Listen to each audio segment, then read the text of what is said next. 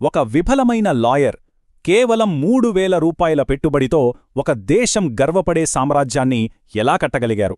అసలు సున్నా నుంచి మొదలుపెట్టి ఇంత పెద్ద గోద్రేజ్ సామ్రాజ్యం ఎలా కట్టారన్నదే ఈరోజు మనం తెలుసుకోబోయే కథ. అవును, కథ మొదలైంది ఇక్కడే. చేతిలో ఉన్నది కేవలం 3,000 రూపాయలు. లాయర్గా ఫెయిల్ అయ్యారు. కాని గుండెల్లో మాత్రం మేడ్ ఇన్ ఇండియా అనే ఒక బలమైన కల. మరి చూడండి, ఒక వ్యక్తి కల ఒక దేశపు నమ్మకంగా ఎలా మారిందో. ఇప్పుడు చూడండి, అప్పటికీ ఇప్పటికీ తేడా. ఒకవైపు 1897లో ముంబైలో ఒక చిన్న గదిలాంటి వర్క్షాప్, మరోవైపు ఈరోజు మనందరికీ తెలిసిన గోద్రేజ్, ఒక గ్లోబల్ ఎంపైర్. అసలు ఈ మార్పు, ఈ అద్భుతమైన ప్రయాణం ఎలా సాధ్యమైంది? ఈ ప్రశ్నకు సమాధానమే మన ఈ విశ్లేషణ.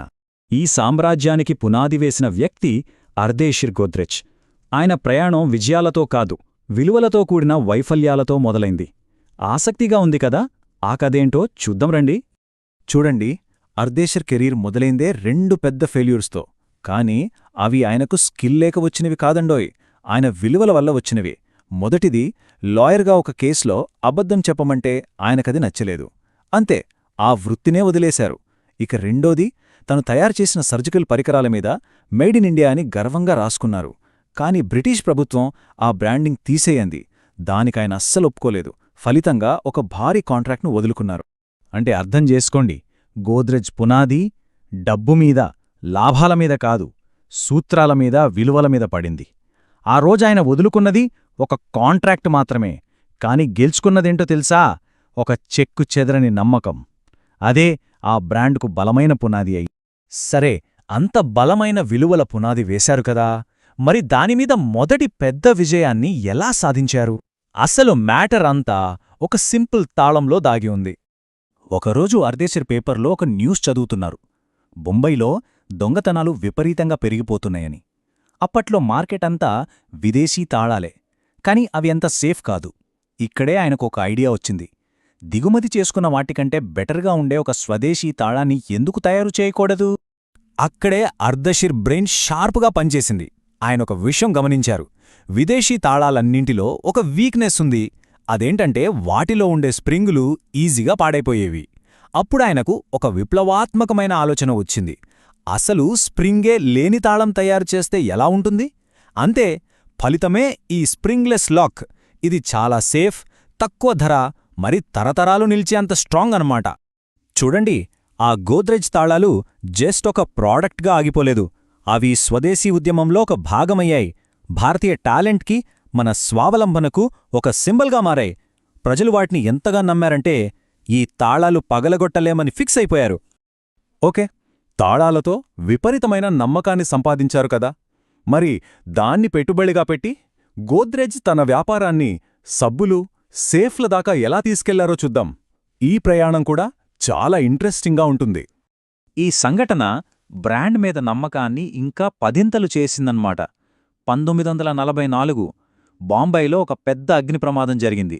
అప్పుడు ఊహించని ఒక అద్భుతం జరిగింది. ఆ భయంకరమైన ఫైర్ యాక్సిడెంట్ తర్వాత అంతా బూడిద కుప్పగా మారిపోయింది. కాని ఆ శిథిలాల మధ్యలో ఒక్క గోద్రేజ్ సేఫ్ మాత్రమే చెక్కుచెదరకుండా నిలబడి ఉంది. దాన్ని తిరిచి చూస్తే లోపలున్న వస్తువులన్నీ సేఫ్గా ఉన్నాయి. అగ్నికేమీ కాలేదు. ఇంకేముంది, ఆ ఒక్క సంఘటనతో గోద్రేజ్ అంటే నమ్మకం అనే మాట దేశమంతా పాకిపోయింది. సరే, సేఫ్ల విషయంలో తిరుగులేని బ్రాండ్గా నిలిచారు. ఆ తర్వాత అర్దేషిర్ దృష్టి ఒక సింపుల్ సబ్బు మీద పడింది. ఎందుకంటే అప్పట్లో మార్కెట్లో దొరికే సబ్బులన్నీ జంతువుల కొవ్వుతో తయారుచేసేవాళ్ళు. ఇది మన దేశంలో చాలామందికి నచ్చేది కాదు. కాని అప్పట్లో ఎక్స్పర్ట్స్ అందరూ ఏమన్నారో తెలుసా? యానిమల్ ఫ్యాట్ లేకుండా సబ్బు చేయడం ఇంపాసిబుల్ అని తేల్చేశారు.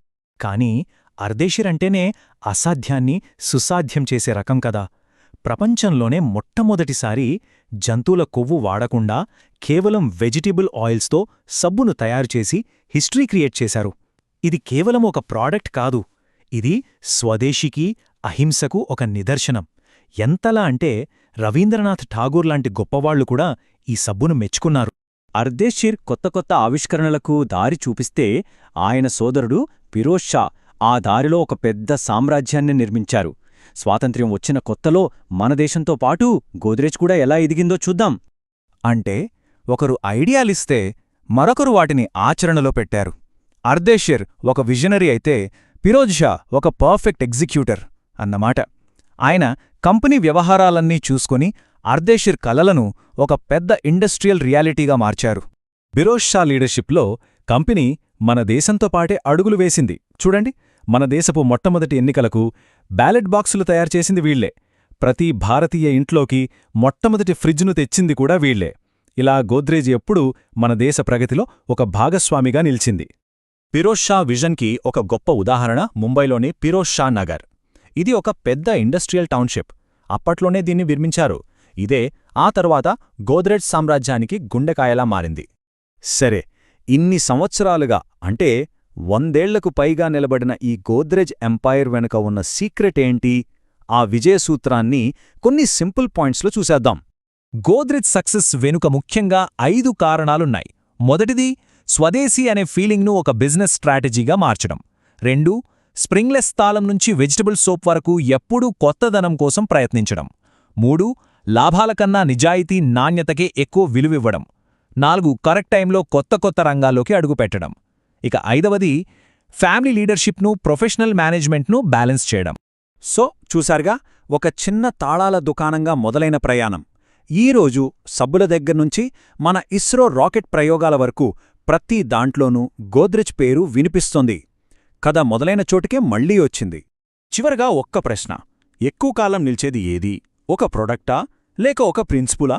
గోద్రేజ్ కథ మనకు స్పష్టంగా ఒకే సమాధానం చెప్తోంది.